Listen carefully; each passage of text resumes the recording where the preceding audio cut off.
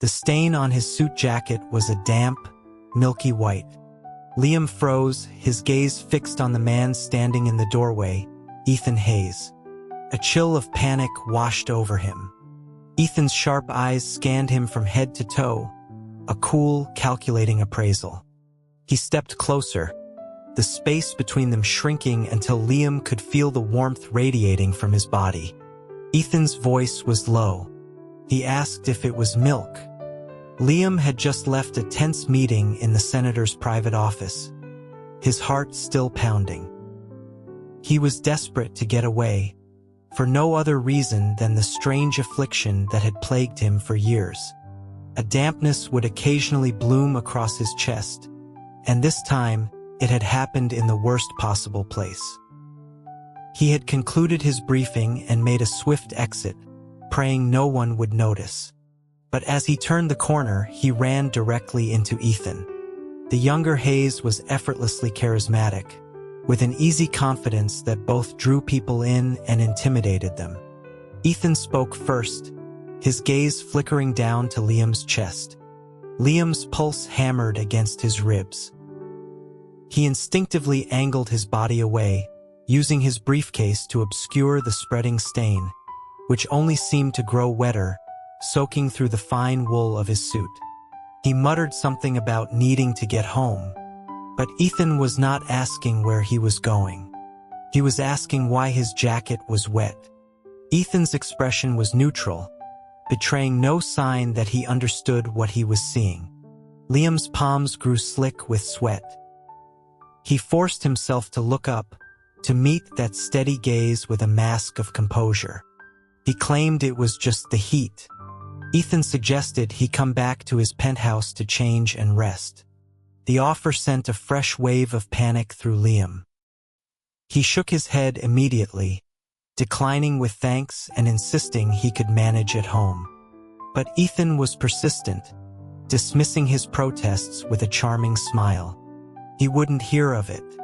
Before Liam could formulate another excuse, Ethan was guiding him towards the private elevator, his hand a firm, warm pressure on his back.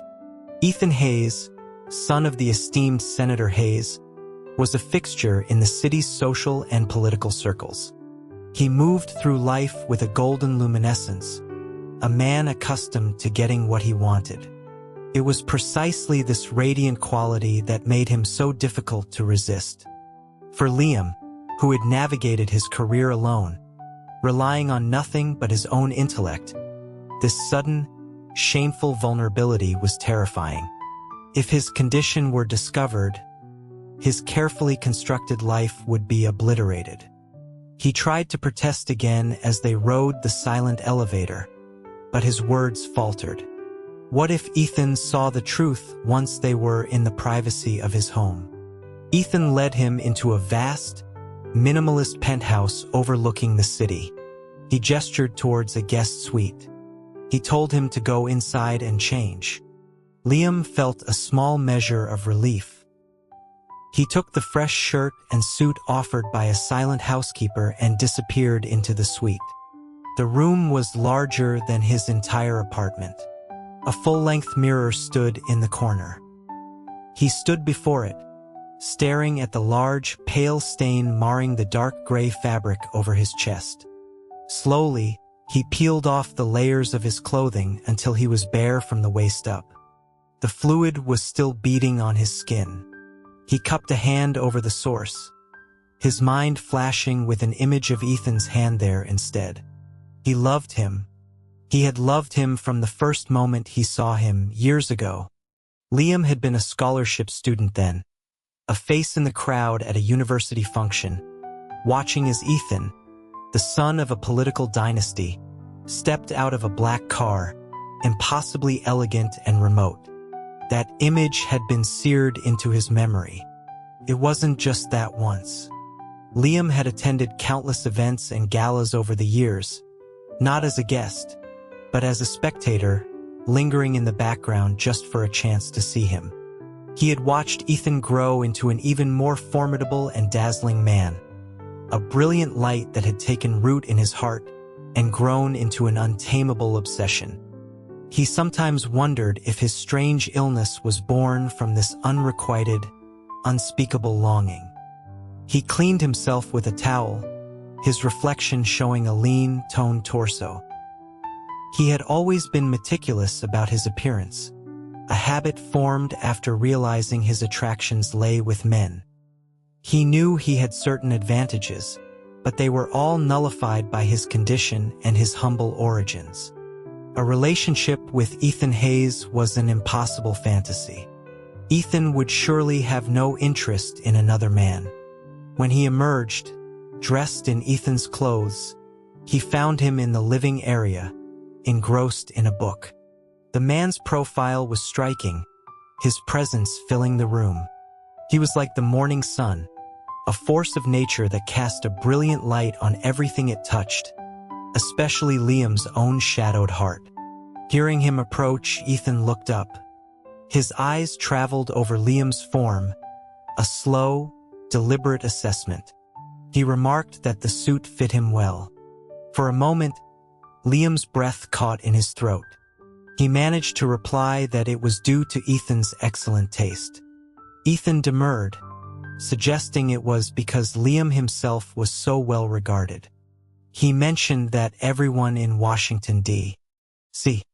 praised his sharp mind and that the city's most eligible women were captivated by him. Liam thought to himself that it was a man he desired, a man like Ethan.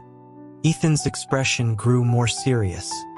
He confessed that he had engineered this meeting because he wanted to get to know Liam better, to move beyond professional acquaintances. He asked if that would be acceptable. Liam's heart soared. This was something he had dreamed of for so long, and it was happening. He nodded, saying the honor would be his. Ethan's eyes lit up as he invited him to dinner. The proximity of the man he had worshipped from afar for years was dizzying. He wanted to reach out to touch him. He agreed. Ethan took him to an exclusive restaurant he frequented. Liam knew the place, of course. He had often lingered in the alley across the street, torn between the desire to be seen and the fear of it. Ethan asked if he could handle spicy food. Liam nodded. Ethan loved spice. They shared a bottle of wine, then another. By the time they left, they were both pleasantly intoxicated. Ethan had a driver take him home. As the car pulled away, Ethan waved, and Liam, giddy with happiness, practically skipped back to his apartment. It was only then that he remembered. His soiled suit was still at Ethan's penthouse, and it hadn't been cleaned. In his haze of joy, he had forgotten everything. Anyone who saw it would know that sweat was not milky white. He rushed back to the Capitol, his head spinning from the wine and the frantic cab ride. He felt nauseous. He arrived at Ethan's building just as Ethan himself was exiting. It was unclear if Ethan had seen the clothes. If a housekeeper had already sent them for cleaning, it might be fine. But what if they had shown them to Ethan first? Or worse, what if Ethan had seen them himself? Ethan seemed surprised and pleased to see him again. He asked why he was back so late. Liam explained he'd come for his clothes. Ethan informed him they were already being cleaned. Then, he added casually, he was curious about the milk stains on the suit. Liam's face burned. He stammered that he'd spilled something. Ethan didn't seem to doubt him, simply nodding. He remarked that it smelled quite pleasant and asked where one could buy such a thing.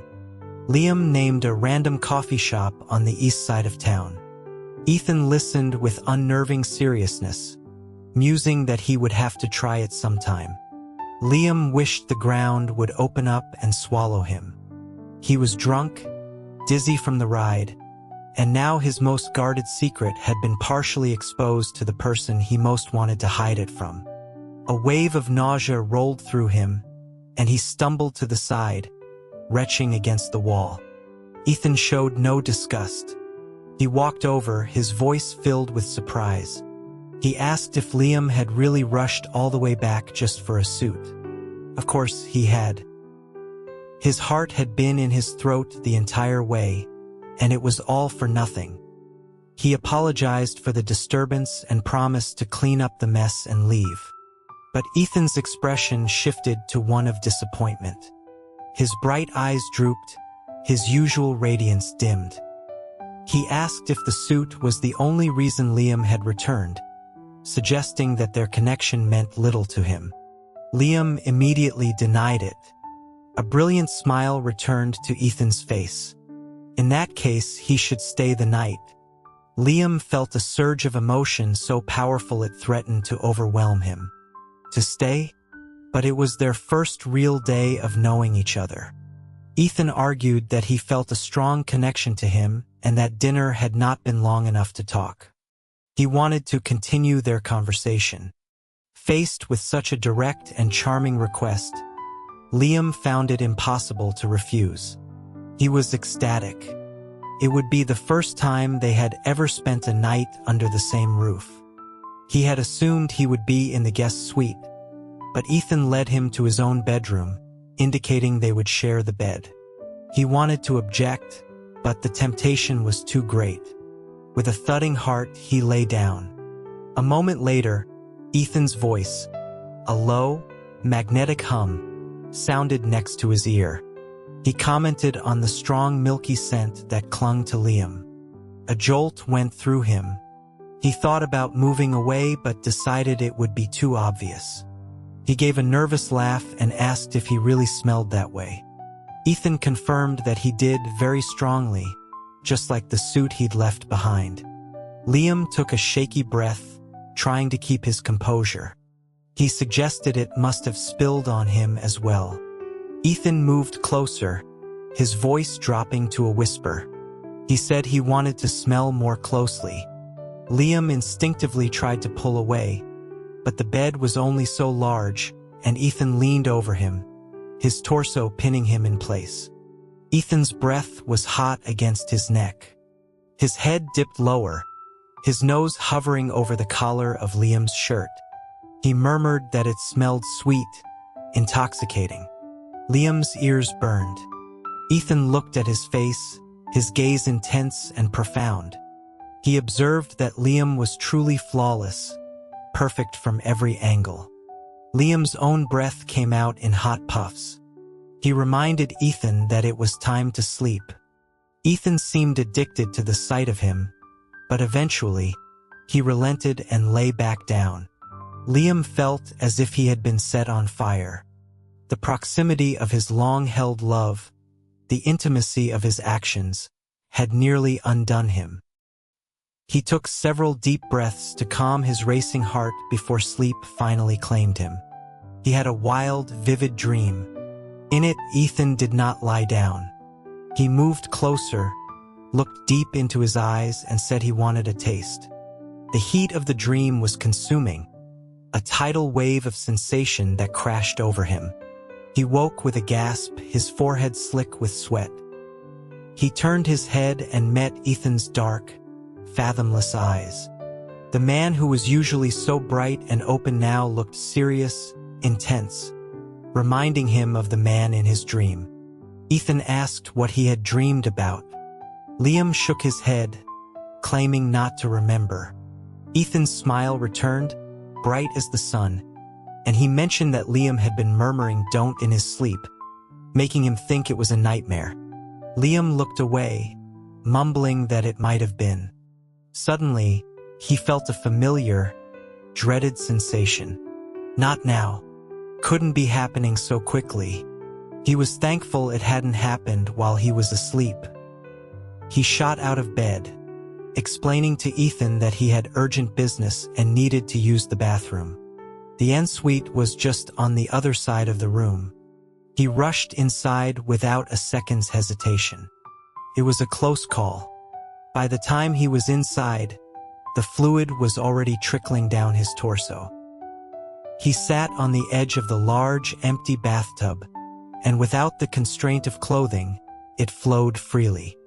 It had been a long time since he'd let it happen so unrestrainedly.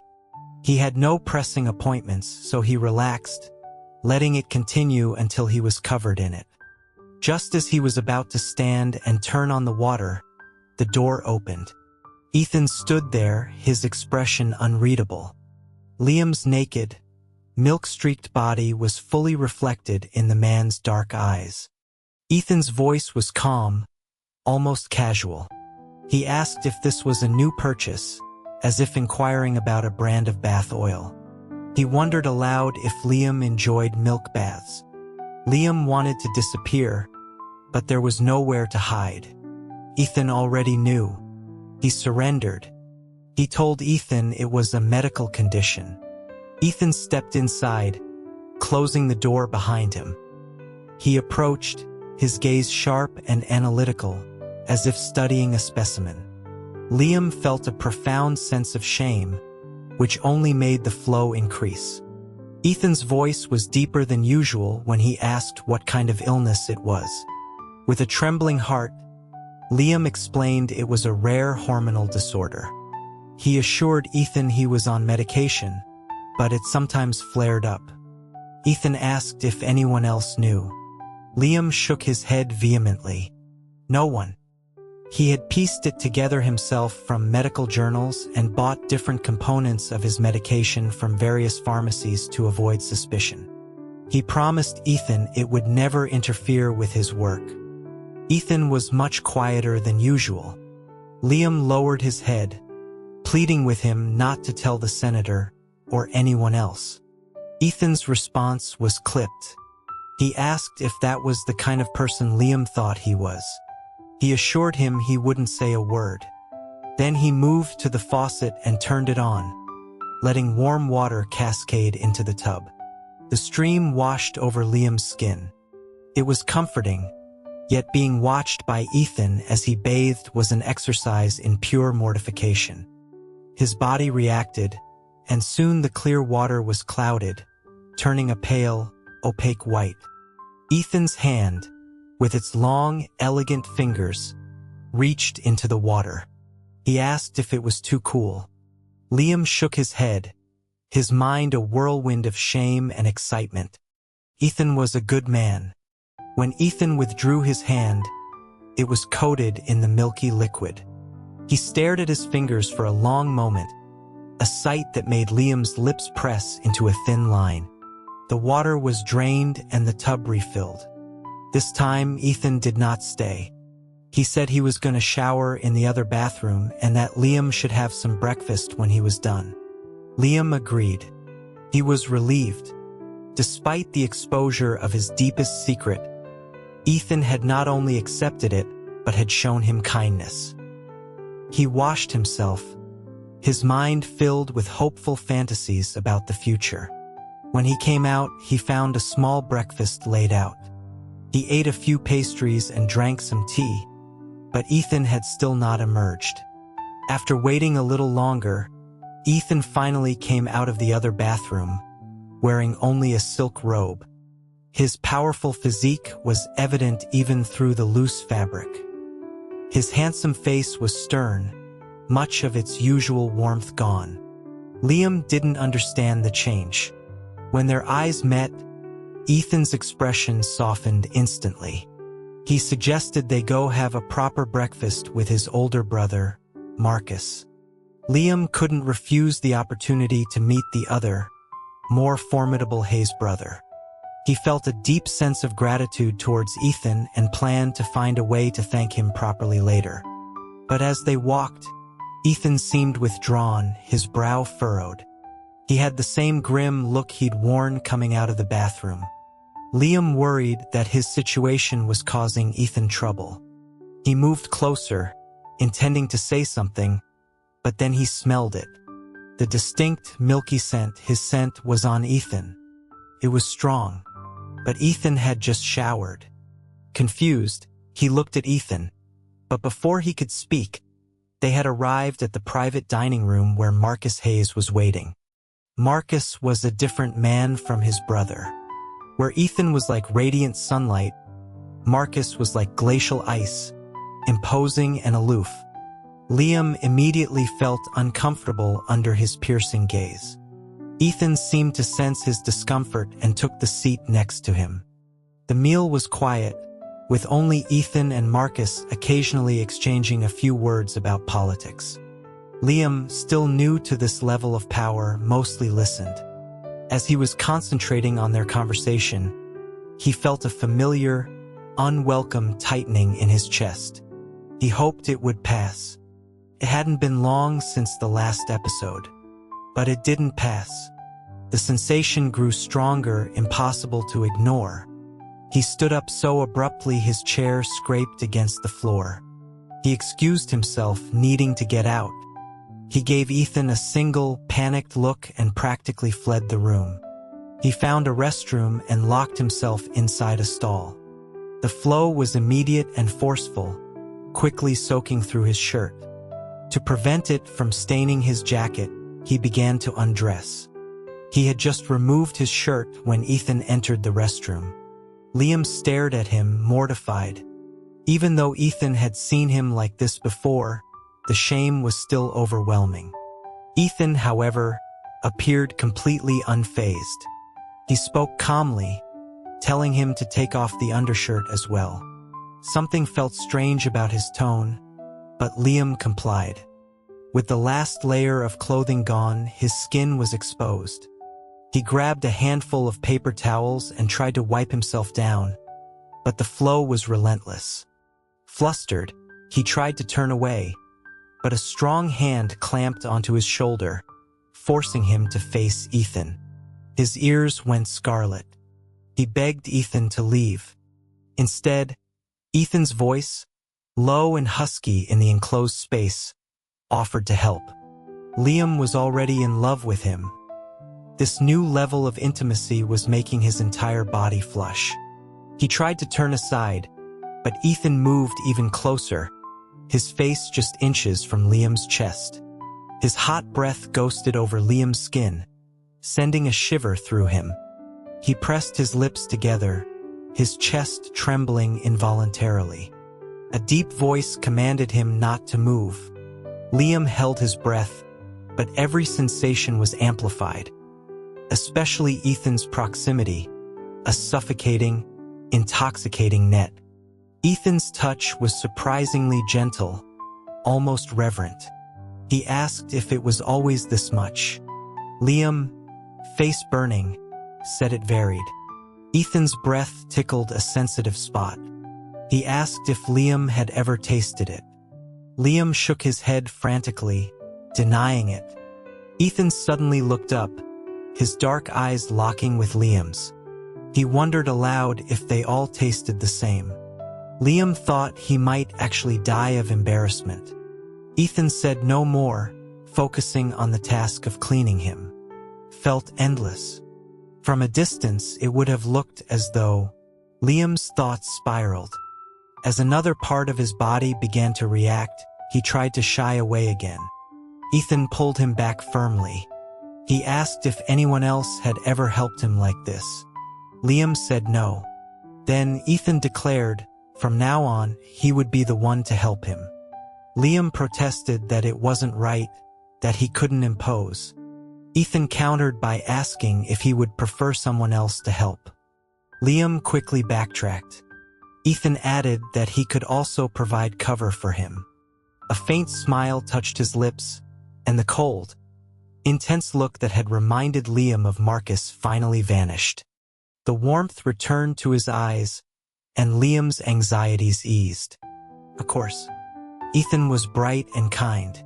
He couldn't possibly be like Liam, attracted to men. He had misunderstood everything. When it was over, his clothes were ruined. Ethan sent for a fresh set from his penthouse. They were a little loose, but they smelled faintly of Ethan's cologne, a scent that made Liam's head spin. Felt like an embrace. As they left, Liam walked behind him, almost stepping on his shadow, a simple act that would have been an impossible dream just days ago. He was so lost in the moment that he didn't notice Marcus Hayes standing in the hallway until he looked up and met his cold, assessing gaze. Marcus noted they had been gone for a very long time. Ethan smoothly explained that he had felt unwell, and Liam had waited for him. Marcus's eyes flicked to Liam's new clothes. Liam quickly added that he had spilled something on his suit and Ethan had lent him a spare. Marcus asked no more questions, dismissing them to get back to work. Liam let out a breath he hadn't realized he was holding. But then Ethan's mood shifted again. He asked Liam what he thought of his brother. Liam, confused, answered honestly that Marcus seemed very capable. Ethan pressed, asking if he liked imposing men. The question caught Liam completely off guard. Before he could process it, Ethan's mood seemed to lift again, and he strode off, humming lightly. Liam was bewildered but also euphoric.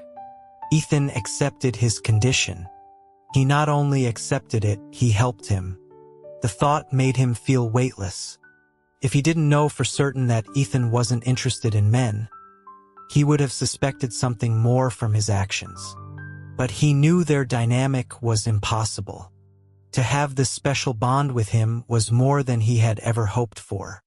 He hadn't eaten much at breakfast, so Ethan took him for another meal, this time just the two of them in his private dining room. Ethan was back to his warm, charming self, and they talked for hours. That night, Liam dreamed of Ethan again. They were in the restroom and Ethan was cleaning him. But then he lowered his head. When Liam flinched, a strong arm wrapped around his waist, pulling him closer. After a long moment, Ethan looked up, his lips glistening, and murmured that it was sweet. Liam woke with a racing heart. In the following days, their bond deepened. Ethan was true to his word, always there to help him manage his condition, always providing a discreet escape and a change of clothes. Liam's soiled suits would be taken by Ethan, who would claim his staff would handle them. Yet, Liam always retrieved the clean suits directly from Ethan.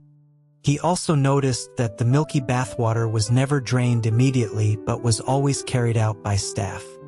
Where did it go? One day, his curiosity got the better of him. After Ethan took his clothes, instead of getting into the bath, Liam quickly dressed and followed him. He found Ethan in a private study, his head buried in the soiled fabric of Liam's shirt, inhaling deeply. Liam's eyes must have been deceiving him. He blinked, but the image remained. He was frozen, unsure whether to retreat or stay, when Ethan suddenly turned, sensing his presence. His face was no longer warm and charming. It was a mask of cold intensity, almost feral. Liam's heart pounded in his chest. He stammered that he was finished. Ethan's reply was a clipped "I see." Liam couldn't stop himself from asking what he was doing. Ethan's answer was blunt. He was smelling Liam's clothes, because he liked the scent, because he couldn't get enough of it. Liam felt like his chest would explode. It was just a milky scent. There were countless others like it, but Ethan shook his head. His was different. His gaze dropped to Liam's chest. He said he also wanted to drink it. The world tilted on its axis. Liam's mind went blank. He wanted to run, but his feet were rooted to the floor. This was what he had always wanted, wasn't it? Ethan walked towards him. He asked if Liam would be so kind as to unbutton his shirt. Liam obeyed.